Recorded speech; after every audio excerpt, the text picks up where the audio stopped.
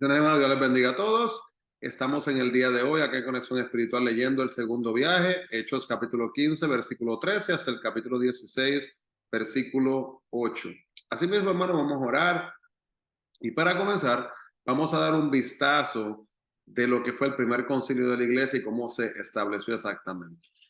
Amantísimo Dios, eres bueno y maravilloso y te adoramos y reconocemos, Padre, que para siempre es tu misericordia. Háblanos, Señor, a través de esta lectura y ayúdanos, Padre, a poder no solamente reflexionar, sino entender y aplicar en base a tu plan divino sobre cada una de nuestras vidas. Guíanos y guárdanos, por la gloria y honra tuya pedimos estas cosas, mi Cristo. En el nombre de Jesús. Amén y amén. Así que, hermanos, vamos a comenzar mirando primero que nada el primer concilio de la iglesia. Vamos a dividirlo entre tres grupos diferentes y vamos a hablar del grupo, de la posición y de las razones de este grupo. Entonces, el primer grupo fueron judaizantes. Judaizantes son algunos cristianos judíos. La posición que tenían ellos eran gentiles, deben de ser antes judíos para ser elegibles a la salvación. Entonces ellos eran judíos devotos, practicantes, los que veían difícil echar a un lado la tradición que señalaba la necesidad de ganar méritos delante de Dios guardando la ley. También ellos pensaban que la gracia era muy holgada para los gentiles. También temían que los consideraran gentiles en su nueva fe, lo que podría conducirlos a la muerte. Y las demandas impuestas a los gentiles eran una forma de mantener control y autoridad en el movimiento. Grupo número 2. Estaba el grupo de los cristianos gentiles. La posición de ellos es la fe en Cristo como Salvador, es el único requisito para la salvación. Entonces, las razones, tenemos tres. Someterse a las demandas judías sería poner en duda lo que Dios hizo por ellos y que debía aceptarse solo por la fe. Número 2, rechazaron el intercambio de un sistema de rituales judíos por sus rituales paganos. Ninguno de los dos tenía poder para salvar. Y número 3, se propusieron obedecer a Cristo por el bautismo antes que por la circuncisión en señal de su nueva fe. Y la última, Pedro y Jacobo, la posición, pues que la fe es el único requisito, pero debe de haber evidencias de cambio al rechazar la antigua manera de vivir. Y esta nos muestra cuatro razones. Número 1, procuraron distinguir entre lo que aún es verdad en la palabra de Dios y lo que era una simple tradición humana. Número 2, Cristo les comisionó a predicar por todo el mundo. Número 3, querían preservar la unidad. Y número 4, vieron que el cristianismo nunca sobreviviría solo como una secta dentro del judaísmo. Entonces, eso nos da una idea. Buscamos entonces acá, continuando de donde habíamos dejado en el versículo 13, pues primero que nada que Simón, pues es otro nombre para Pedro. Vemos acá en esta lectura que estamos mirando de Hechos capítulo 15, 13 en adelante, que los gentiles creyentes no tenían que someterse a la ley judía de la circuncisión, no tenían que hacerlo.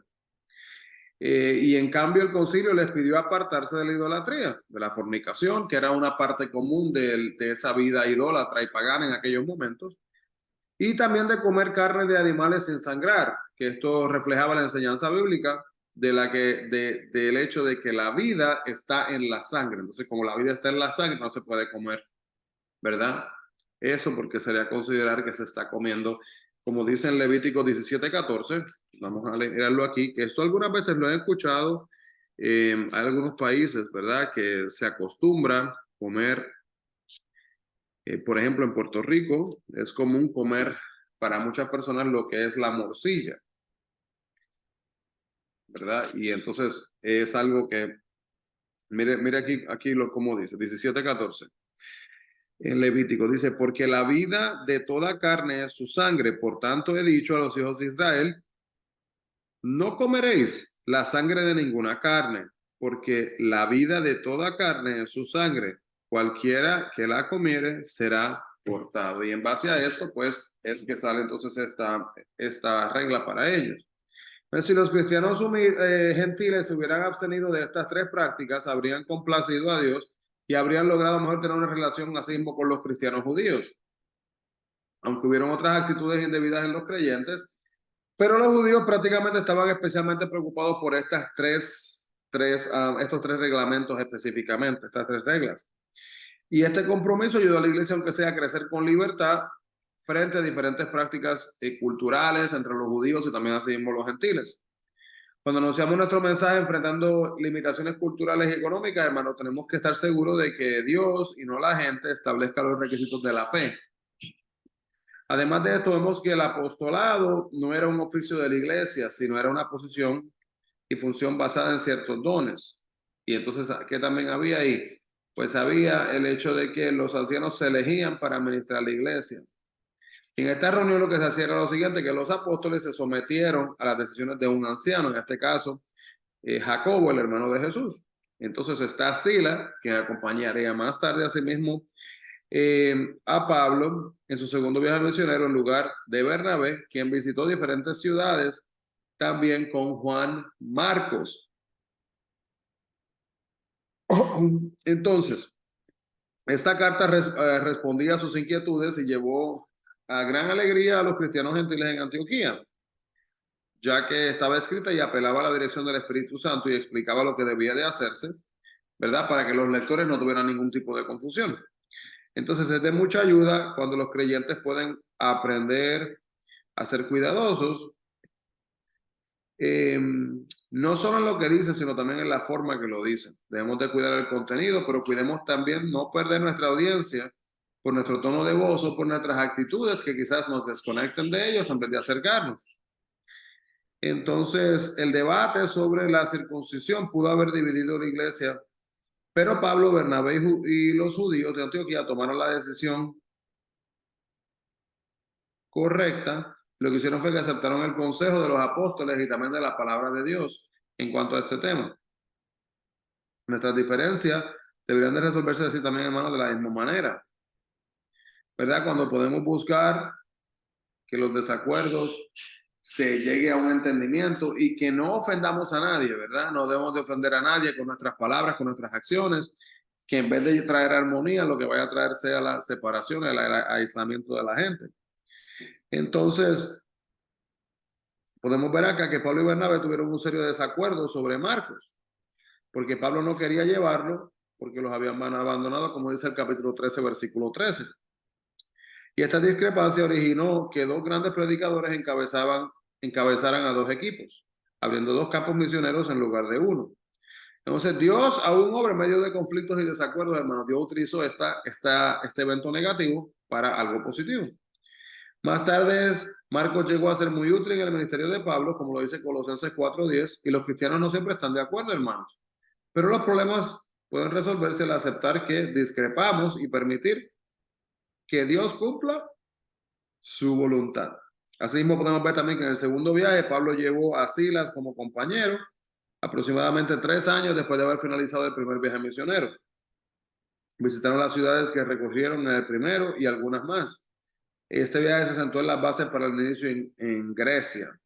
Y entonces se menciona que Silas participó en el Concilio de Jerusalén y fue una de las dos personas elegidas para representar a la iglesia de Jerusalén a sí mismo de igual manera, para llevar la carta y la decisión también a Antioquía. Entonces Pablo, ¿verdad? De la iglesia de Antioquía escogió a Silas, de la iglesia de Jerusalén, y viajaron todos a difundir las buenas nuevas. Entonces, ¿qué pasa? Que Timoteo es el primero de la segunda generación mencionada del Nuevo Testamento. Está su madre, que su madre se llamaba Eunice, y su abuela, Loida, y se convirtieron en creyentes y fielmente influyeron en él. Y a pesar de que el padre de Timoteo al parecer no era cristiano, la fe de su madre y de su abuela prevalecieron. Nunca subestimemos, hermanos, a lo largo de enseñarle a un niño a amar al Señor desde pequeño lo que va a pasar, porque cuando se le enseña, hermanos, es como dice el libro de Proverbios, instruye al niño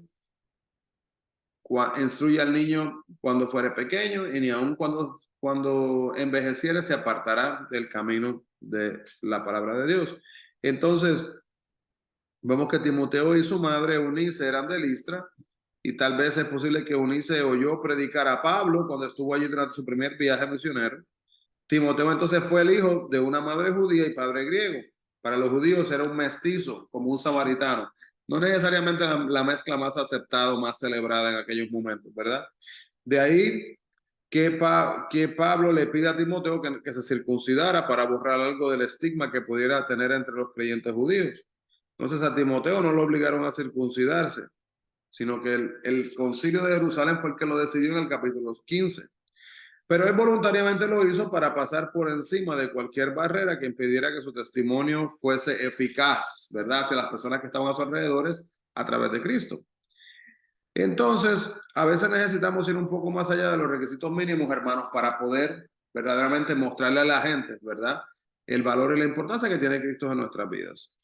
Entonces, no sabemos cómo el Espíritu Santo le dijo a Pablo que no fueran a Asia, pero quizás fue mediante un profeta, una visión, una convicción interna o alguna otra circunstancias. Pero sí se conoce que la voluntad de Dios no significa que debemos conocer la voluntad de Dios no significa que no debemos, ¿verdad? Escuchar su voz. Tenemos que escuchar la voz de Dios y tenemos que entender que Él nos va a dirigir de diferentes maneras, de maneras diferentes. Entonces, cuando busquemos la voluntad de Dios, hermano, hay que hacer 4 cosas diferentes. Número 1, vamos a asegurarnos de que el plan de Dios, ¿verdad?, esté en armonía con lo que quizás nosotros deseamos. No puede ser uno deja, ay, que yo quiero, pero el plan de Dios es algo diferente. Debe de haber concordancia. Número 2, también pedimos a los cristianos maduros, ¿verdad?, su consejo y no estarle pidiendo a personas que nos van a llevar por el camino incorrecto. Número 3, analizar nuestros motivos. ¿Está buscando hacer lo que quiere o lo que piensa que Dios pida a los cristianos maduros su consejo? ¿Verdad? En la que acabamos de decir, disculpen, y analice sus motivos. ¿Está buscando hacer lo que quiere o lo que piensa que Dios quiere?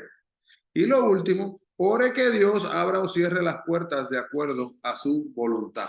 Mire, hermanos, hay personas que dicen que no le podemos orar a Dios y pedir exactamente lo que nosotros pensamos o lo que deseamos, pero eso es incorrecto. Sí le podemos pedir, le podemos decir, pero decirle, hermanos, no significa que nos expresemos como un deseo, pero tenemos que así mismo clamar y decir, Dios, que sea tu voluntad y no la mía. Amado Dios, gracias, Padre, porque entendemos que obras de acuerdo a tu plan divino.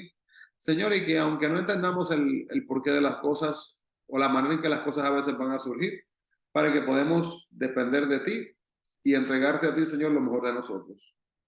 Te pedimos, Padre, que nos ayude siempre a enfocar nuestra visión en ti y no dejarnos llevar de las personas que nos rodean o de malos consejos que tratan de aislarnos y alejarnos de ti.